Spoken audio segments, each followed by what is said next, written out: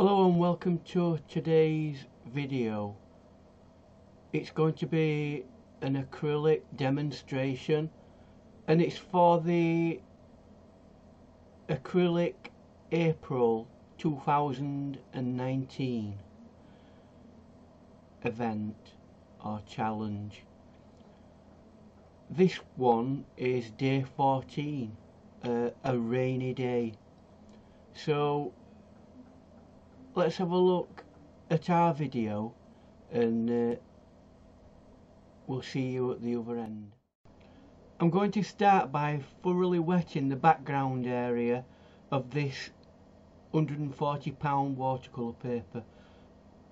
I'm going to use a black and let it dissipate, as you can see there, and that will help towards that grey dreary rain kind of feel.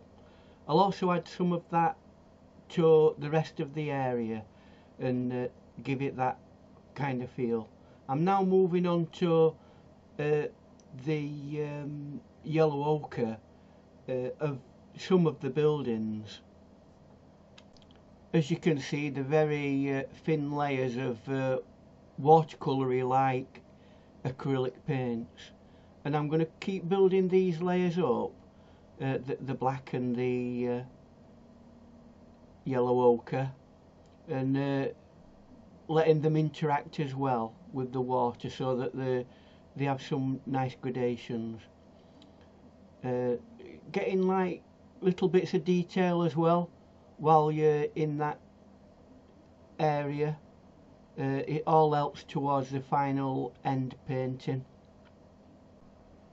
I'm using very basic brushes at the moment, but I do go to a detailed angle brush for doing the background of this particular building and one or two other bits. Some of the buildings are a more bluey tint. That's probably because they have glass fronts on them, or they're made of metal. But I'm highlighting that, and I'm also doing the boardwalk at the bottom, getting some detailing in there, and we're not that far off the background being coloured in as much as I want it for now. Every so often I'll allow it to dry. So I'm squeezing out some more blue there, and we can these paints are fairly watered down, but in this case now I'm putting some detail in and they're not quite as watered down, and that's what helps you get that detailing done. And in the lower part of the building you might see a little bit more detail, so I am stressing the detail at the bottom end of the buildings, and going back down to the ground level where various details are, you can also add bits there. And in a similar vein, on the yellow ochre side of things on the buildings, I'm doing some line work. I use black on that one as I wanted to emphasise the line work in that. So we've got a fairly detailed example there now, and just trying to blend areas in so that they smoothly all go together nicely, and working around certain areas, putting little bits of detailing in as well, again at the ground level.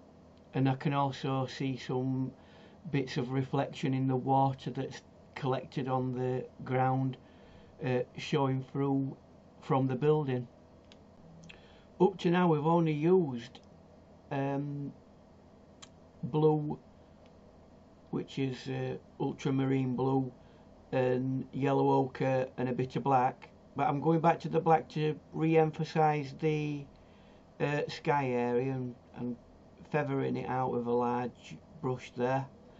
And I keep reapplying this, and just to give it that sense of depth of greyness that you want with a grey overcast sky. As you can see, I'm still working at that.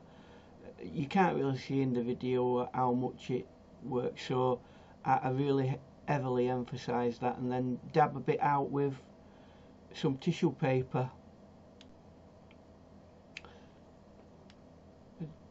So I've zoomed in a little bit because we don't want to overly concern ourselves with sky anymore, so I want to look at the details in the reflections of the water and various other details that are more closer in the foreground work.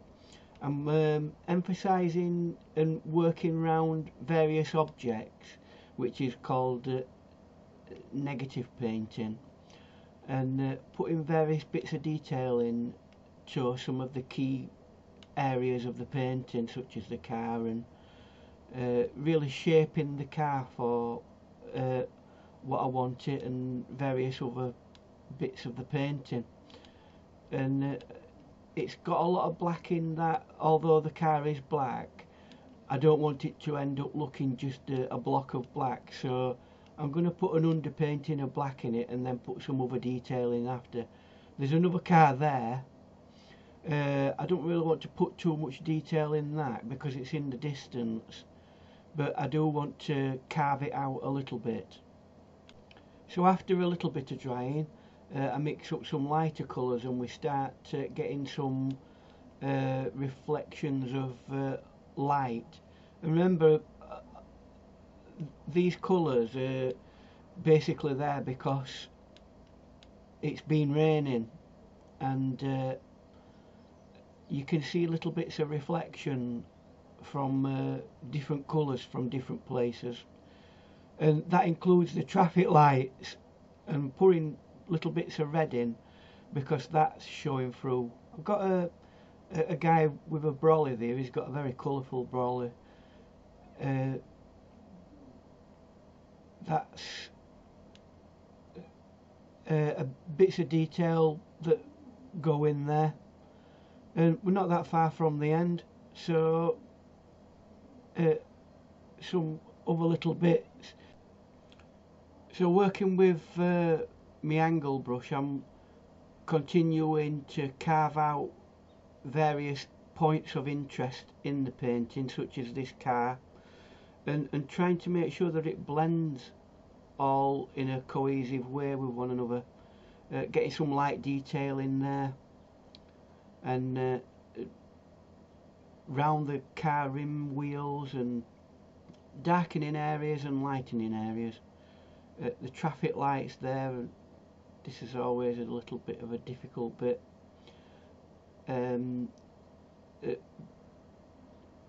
Just getting the lines in there, and it's got a light that goes up, and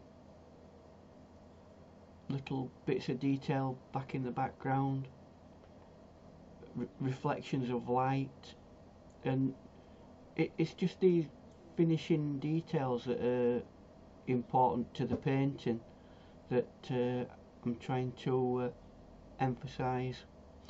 And I'll move on to getting the people in the painting done.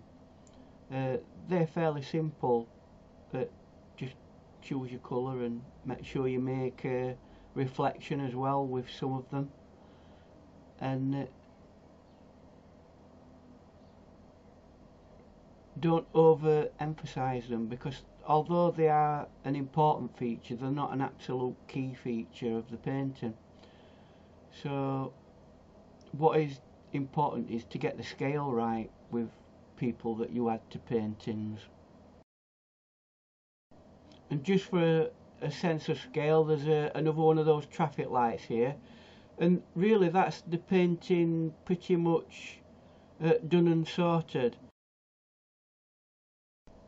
So now that's the painting done, I'll leave you with a picture of it, and this has been the day 14 of the Acrylicapril painting challenge.